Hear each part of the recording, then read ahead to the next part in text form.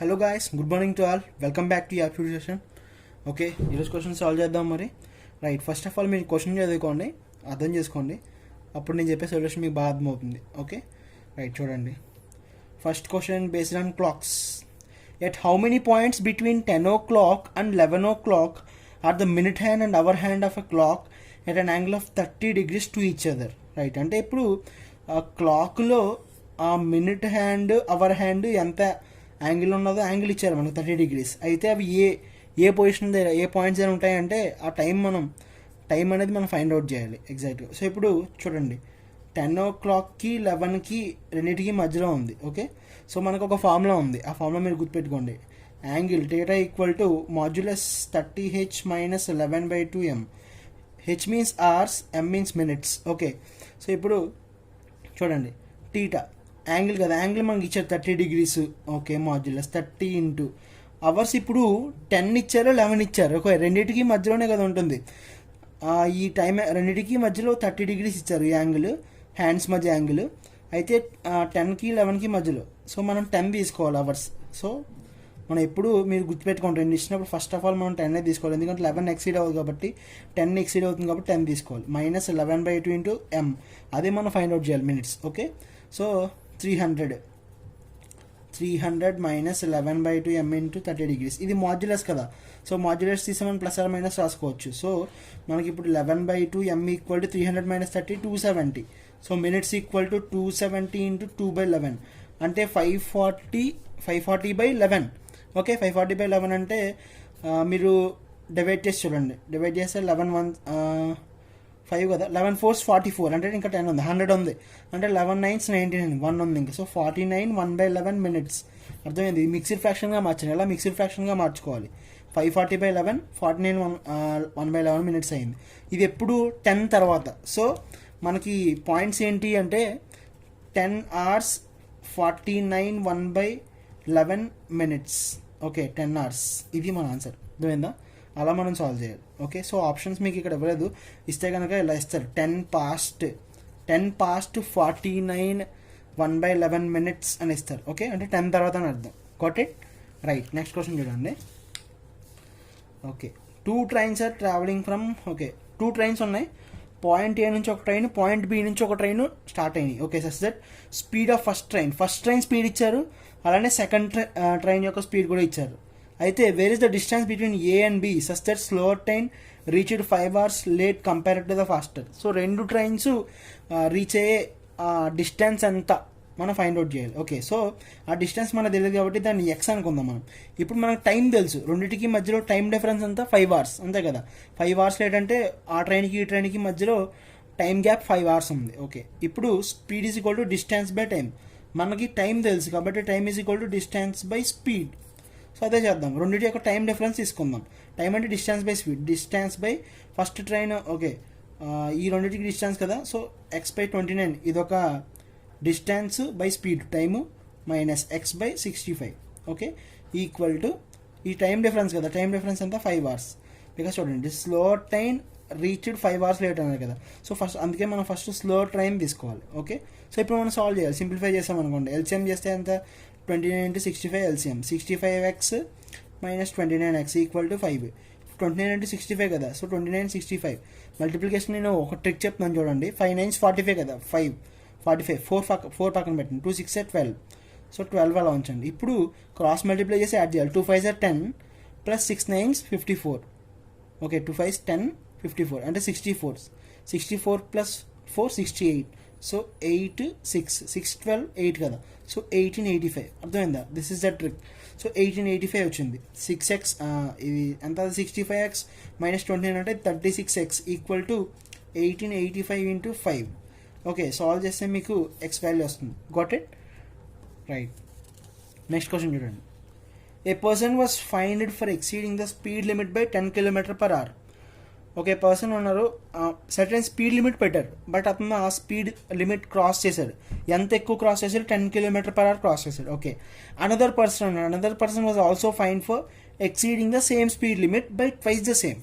ఇంకొక person same speed limit exceed చేశాడు, అంటే ఇతను ఎంతైతే ఎక్సీడ్ చేశాడో అంతే, బట్ ట్వైస్ ఇతనికి 2 రెట్లు ఎక్కువ ఎక్సీడ్ చేశాడు. అయితే second person was travelling at a speed, second person యొక్క స్పీడ్ ఇచ్చారు, మనం స్పీడ్ లిమిట్ కనుక్కోవాలి. ఇప్పుడు ఓకే ఫస్ట్ పర్సన్ చూసుకుందాం. ఫస్ట్ పర్సన్ 1 అతను ఫర్ ఎగ్జాంపుల్ మనం స్పీడ్ లిమిట్ ఎక్స్ అని తీసుకుందాం, తెలియదు కదా. ఆ స్పీడ్ లిమిట్ కన్నా ఎంత 10 km/h ఎక్కువ స్పీడ్తో వెళ్తున్నాడు. ఓకే ఇప్పుడు సెకండ్ పర్సన్ 2 ఏంటి, ఇతనికంటే 2 times కదా.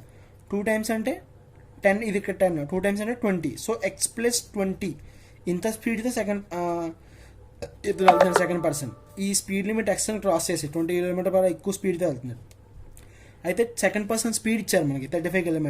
సో సెకండ్ పర్సన్ స్పీడ్ ఇది x + 20 = second person speed 35. So x = 15 km/h. అది మన స్పీడ్ లిమిట్, అర్థమైందా? Okay that's it. Right next చూడండి. Okay average of 10 numbers is 7. Each number is multiplied by 12, then the average of new set. Okay కొత్త average అడుగుతున్నారు. 10 numbers average 7 కదా. So first number x1, x2 and so on x10. 10 numbers యొక్క average అంటే by 7 = 7. Sorry 10 numbers కదా, so divided by 10. ఓకేనా? ఇప్పుడు చూడండి జాగ్రత్తగా, ప్రతి నెంబర్ని 12తో మల్టిప్లై చేస్తున్నామంటే x1 × 12 + x2 × 12 plus and so on x10 × 12 కదా బై 10 = 7. సో ఇప్పుడు x1 x2 అన్నిటిలోనే 12 కామన్ కదా, 12 కామన్ తీద్దాం. 12 కామన్ తీస్తే x1 + x2 plus and so on x10 by 10. Okay ఇది ఏంటిది ఓల్డ్ యావరేజ్ కదా. ఈ యావరేజ్ ఎంత, ఇది 10 numbers యావరేజ్ 7 కదా. 7 12 × 7 12 7s ఎంత 84 అంతే. ప్రతిదానికి 12 పెరుగుతుంది అంతే. So option D is the correct answer. అర్థమైందా? రైట్ నెక్స్ట్ క్వశ్చన్ చూడండి. Average age of class of 39 students is 15 years. If the age of teacher be included, then average increase by 3 months. Find the age of teacher. Okay ఒక క్లాస్లో 39 students ఉన్నారు, ఒక teacher ఉన్నారు. 39 students plus 1 teacher.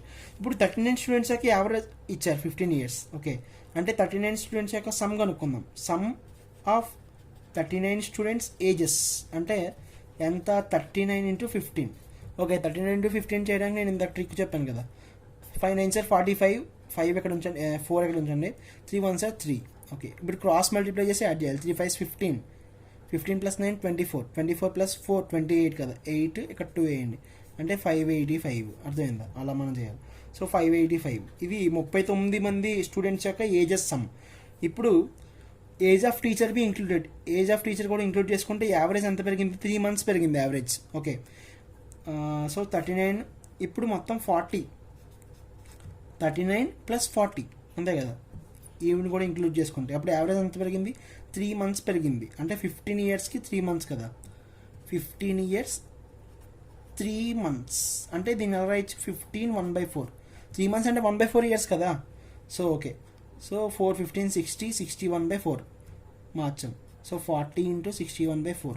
ఇది మొత్తం students plus teacher, 39 students plus 1 teacher, ఇది average. So sum of 40 members. ఈ 40 members ఎవరు, 39 స్టూడెంట్స్ 1 టీచర్. అర్థమైందా? సో ఇది 10 times 4 times 40 కదా అంటే 610. సో ఇది 40 మంది యొక్క సమ్, ఏజెస్ సమ్. ఇది 39 యొక్క సమ్.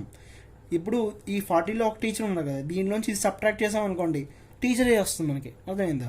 సో 610 - 585 చేశారనుకోండి, 5 2 25. So 25 years. Option A is the correct answer. అర్థమైందా? రైట్ నెక్స్ట్ క్వశ్చన్ చూడండి. Okay there are 20 poles with a constant distance between each pole. మొత్తం 20 poles ఉన్నాయి. A car takes 24 seconds to reach the 12th pole.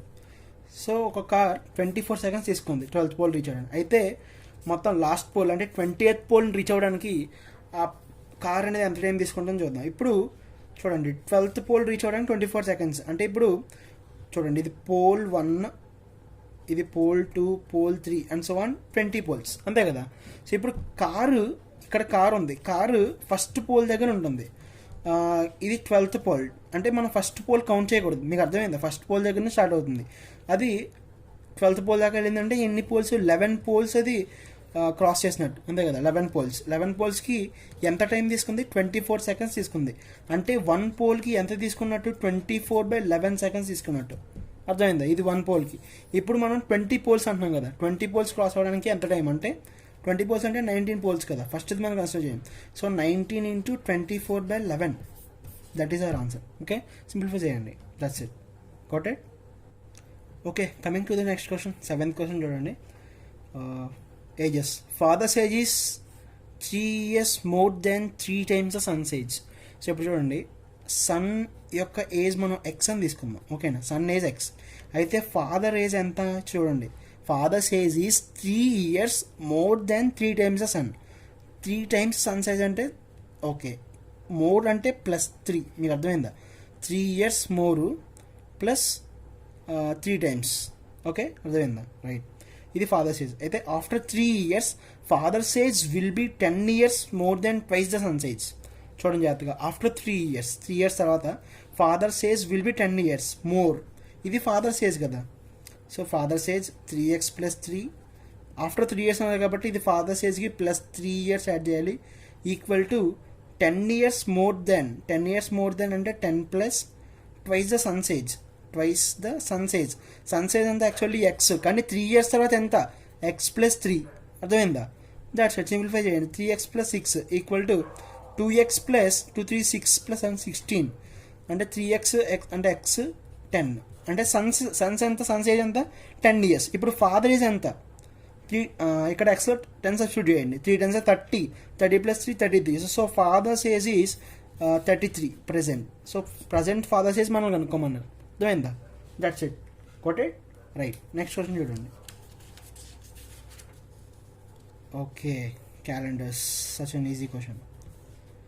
On 8th February 2005, what was the day on the week on 8th February 2004? ఇప్పుడు 2005 8th February ఉంది, ఆ రోజు ఏ రోజు వచ్చిందంటే Tuesday వచ్చింది. Okay, అయితే what was the day on the week on 8th Feb 2004? So చూడండి, ఇది 2005లో ట్యూస్డే. 2004 అంటే 1 year వెనక్కి వెళ్ళాం. 1 year వెనక్కి వెళ్తే జనరల్గా మన క్యాల్కులేషన్ ఏంటి? ఒక రోజు తగ్గుతుంది. అంటే ఫర్ ఎగ్జాంపుల్ ఒక పర్టికులర్ ఇయర్లో ట్యూస్డే వచ్చింది అంటే దాని నెక్స్ట్ ఇయర్లో సమ్ వెన్స్డే వస్తుంది, ఓకే, జనరల్లీ నెక్స్ట్ ఇయర్. అదే వెనక్కి వెళ్తే కనుక ట్యూస్డే కాస్త మండే అవుతుంది, okay.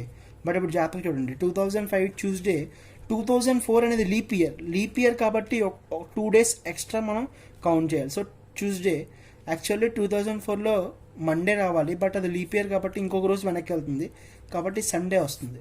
Okay, such an easy question. Answer is Sunday. Got it? Right, next చూడండి. At what angle the hands of clock are inclined at 15 minutes past 5? 15 minutes past 5, okay. ఈ angle ఏం మనం find out చేయమన్నారు. ఇందాక formula చెప్పాను మీకు, ఏంటి? Angle equal to 30h - 11/2 × m, okay. Hours, minutes, angle. So ఇప్పుడు మనం యాంగిల్ కనుక్కోవాలి కాబట్టి θ ఈక్వల్ టు 30 ఇంటూ, ఇక్కడ past 5 ఇచ్చారు కదా, దట్ మీన్స్ 5 తర్వాత ఇది 5:15 minutes కానీ, so 5 hours. 30 × 5 - 11/2 × 15, got it?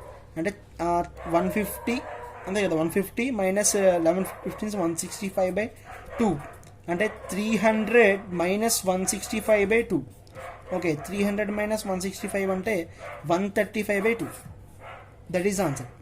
Got it? Right, next question చూడండి. Oh, this is also clocks but different. అయితే ఇక్కడ మనకి మనం చేసినట్టు ఫస్ట్ క్వశ్చన్ చేసినట్టు ఇచ్చారు. అయితే 3 o'clock 4 o'clock ఉంది. So both the needles will coincide each other. A time దగ్గర కోయిన్సైడ్ అవుతాయి, ఓకే. ఏ టైం దగ్గర కోయిన్సైడ్ అవుతాయి. ఇప్పుడు ఇది మినిట్ హ్యాండ్ అనుకుందాం, ఇది అవర్ హ్యాండ్. రెండు కోయిన్సైడ్ అయినాయి అంటే యాంగిల్ అంతా, యాంగిల్ 0 కదా, రెండింటి మధ్యలో యాంగిల్ ఏం లేదు, మీకు అర్థమైందా? సో ఇప్పుడు మన ఫార్ములా ప్రకారం θ ఈక్వల్ టు 30h - 11/2 m కదా. ఇప్పుడు యాంగిల్ 0, 30 ఇంటూ నేను ఇందాక చెప్పాను మీకు 3 o'clock 4 o'clock అంటే నేను ఫస్ట్ ఇచ్చిన ఆర్ని కన్సిడర్ చేయమన్నాను. సో ఆర్ 3 o'clock - 11/2 minutes మనం ఫైండ్ అవుట్ చేయాలి. సో 3 times ఇక్కడ 90, ఓకే. 90 దగ్గర వెళ్తే 11/2 m. So m equal to 180/11, 180/11 minutes, okay, వచ్చింది. బట్ ఇప్పుడు దీన్ని మనం మిక్స్డ్ ఫ్రాక్షన్లోకి మార్చాలి. అంటే ఏంటో మనం చూడాలి. ఇప్పుడు 11 5s 55 ప్లస్ ఇది అవ్వదు, 11 12s సో ఇది అవ్వదు. So 11 16s 176 + 4 180/11. So option D is the correct answer. Got it? Okay, మీకు ఏమైనా డౌట్స్ ఉంటే అండ్ ఏమన్నా కాన్సెప్ట్ కావాలన్నా కామెంట్లో మెన్షన్ చేయండి. Got it. Thanks for watching. Bye bye.